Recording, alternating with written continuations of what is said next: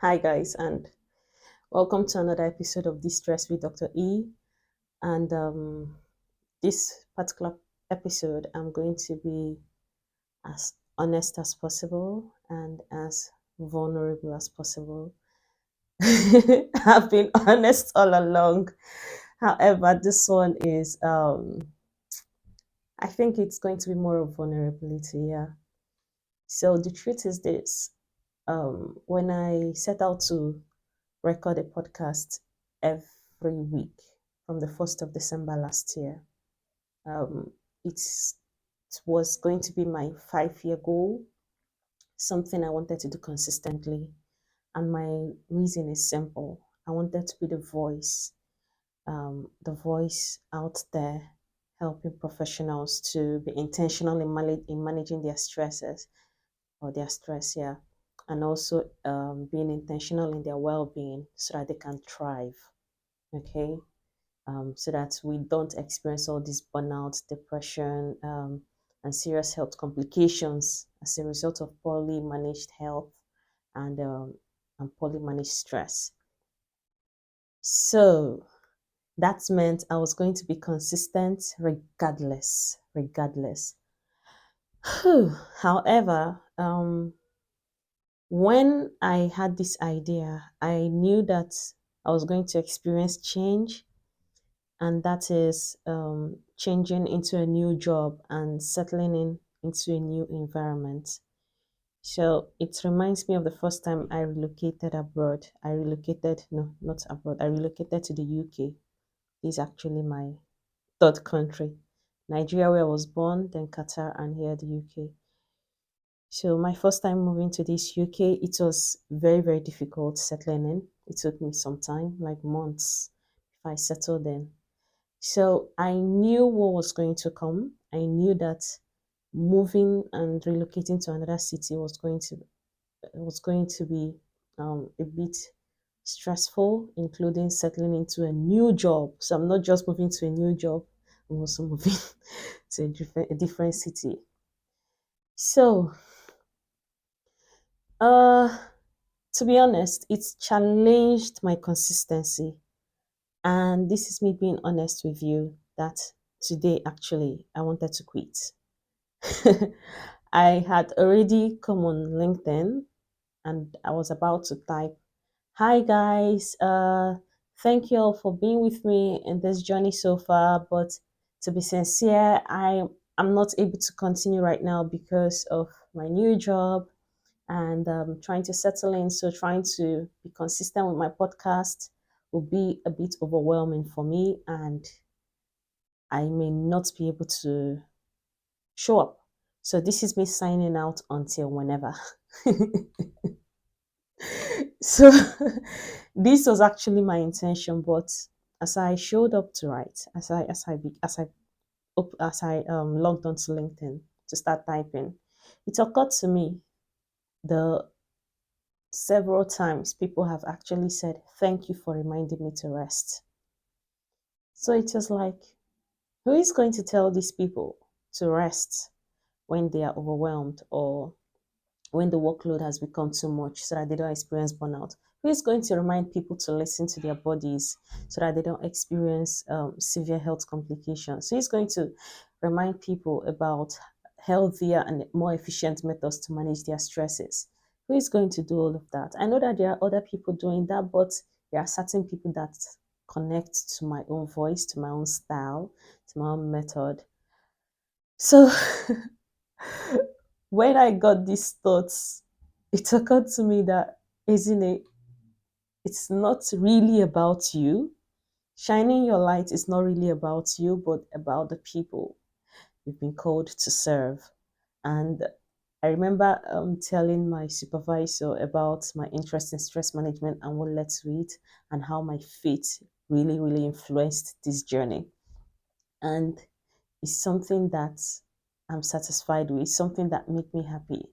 So trying to withdraw from the very things that spoil me, that activate that creative side of me, trying to withdraw from that is like draining myself.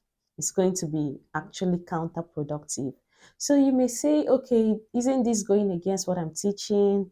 Like when the workload is too much, you slow down.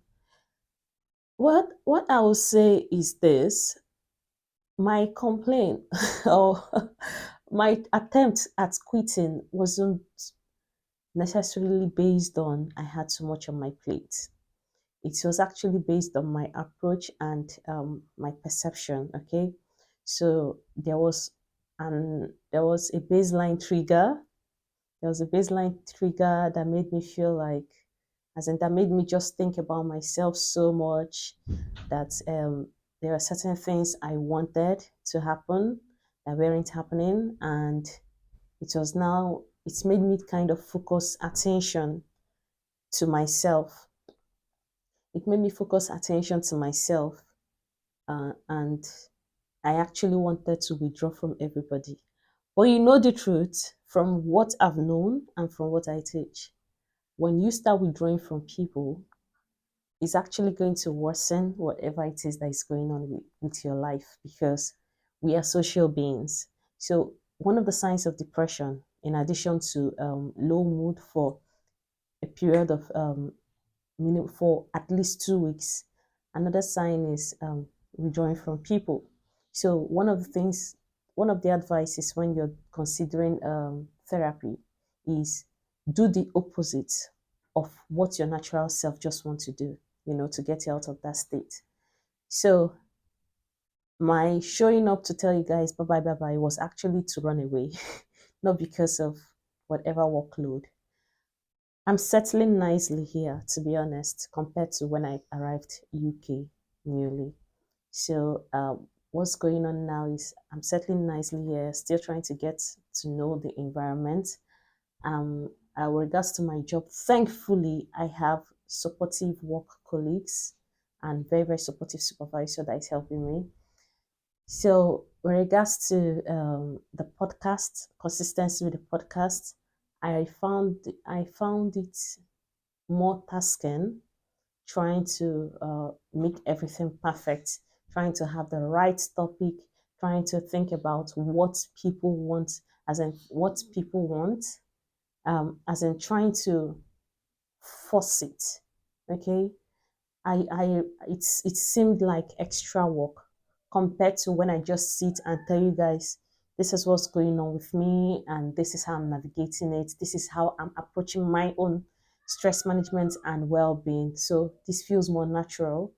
And if I pursue it with this kind of perspective, it won't be like another work. Okay, it will be like, okay, I'm actually carrying people along my own journey to probably inspire someone, encourage someone, and also to make people know that I'm also a human being that is capable of having vulnerable moments, low moments, and also um, rising above them. So the essence of what I'm doing today is to let you guys know that, hey, I'm still here. Hey, I'm not going to run away. The goal is to be consistent, and consistency comes from a place of you're pushing regardless. Okay, not to the point of breakdown, but to the point of achieving good things that will make you feel great, great things that will make you feel much better. You know, so I won't encourage you to run away from your hobby. I won't encourage you to run away from things that make you feel alive.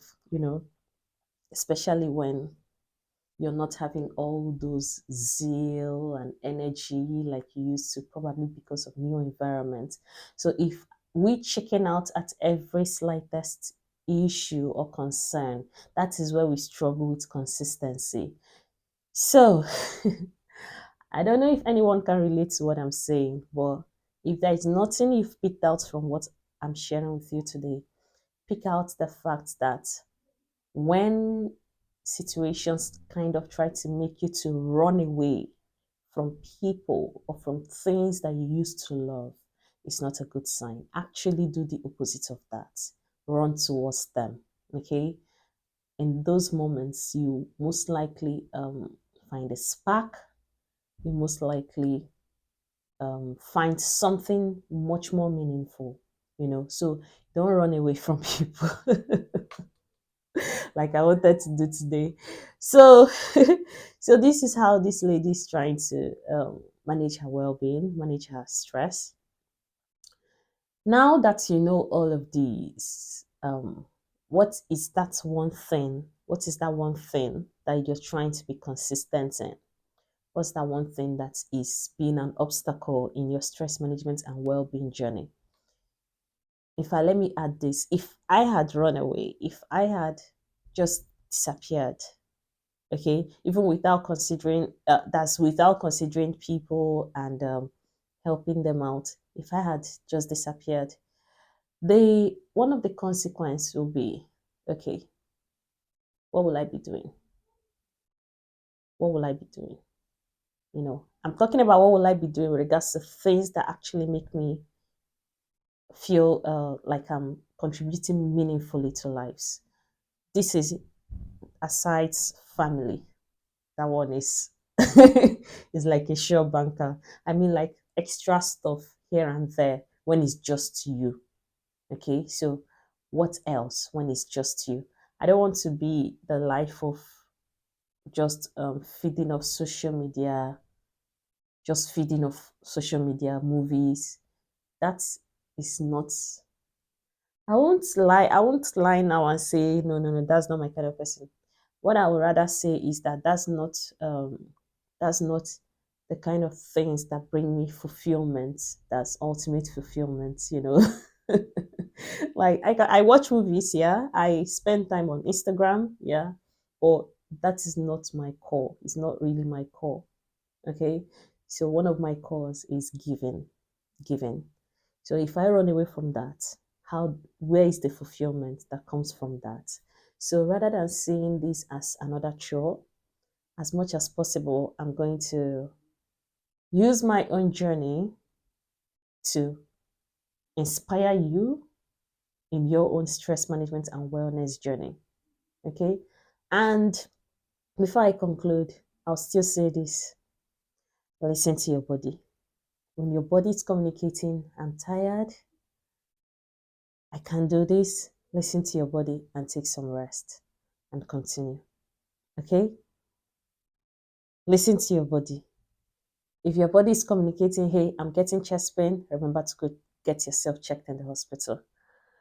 So now you've heard from me. I would like to possibly read from you. I would like to possibly hear from you. Okay? If it's your own experience or what you can see with regards to my own journey, to hear from you about your own journey and how you're navigating through changes and how you're trying to stay consistent regardless. Okay? Till then, see you. And if you found this particular podcast valuable, feel free to share. That's okay. That's okay.